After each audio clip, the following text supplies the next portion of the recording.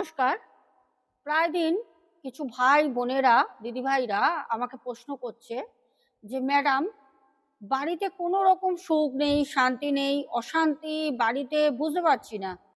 ভালোই তো সব ছিল, হঠাৎ করে বিগত ৩-৪ মাস ধরে দেখছি টাকা পয়সা কোনোভাবে বাড়িতে থাকছে না। আয় তো হচ্ছে, থাকছে না, বাড়িতে টাকা পয়সা আসছেই না। আমাদের কিছু ছোট ছোট জিনিস থাকে যেগুলো আমরা সাধারণত করলে, যদি করতে পারি নিয়ম মেনে, তাহলে কিন্তু আমাদের এই অর্থ, বাড়িতে অশান্তি, সবার মধ্যে একটা রাগারাগি, একটা কলহল, এখান থেকে কিন্তু আমরা মুক্তি পেতে পারি। কি করতে হবে ভালো করে শোনো। মঙ্গলবার, বৃহস্পতিবার, শনিবার, এই তিনটে দিন একটা ছোট্ট ক্রিয়া আমরা প্রত্যেক দিন প্রত্যেকের বাড়িতে সেটা করি।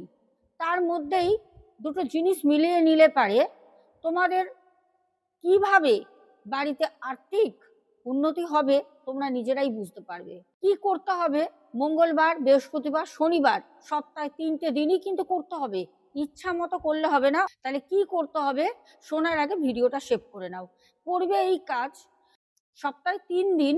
তোমরা যখন ঘর মুছবে বা পুছবে, যে যেরকম ভাবে নাও, কেউ ঘর মোছা বলে, কেউ পোছা বলে, তো সেই ঘর মোছার জলে, ঘরটা যখন মুছবে সেই জলে সামান্য হলুদ আর পিঙ্ক সল্ট মানে গোলাপি লবণ, এই দুটো মিক্সড করে সপ্তাহে 3 দিন ঘর মোছো।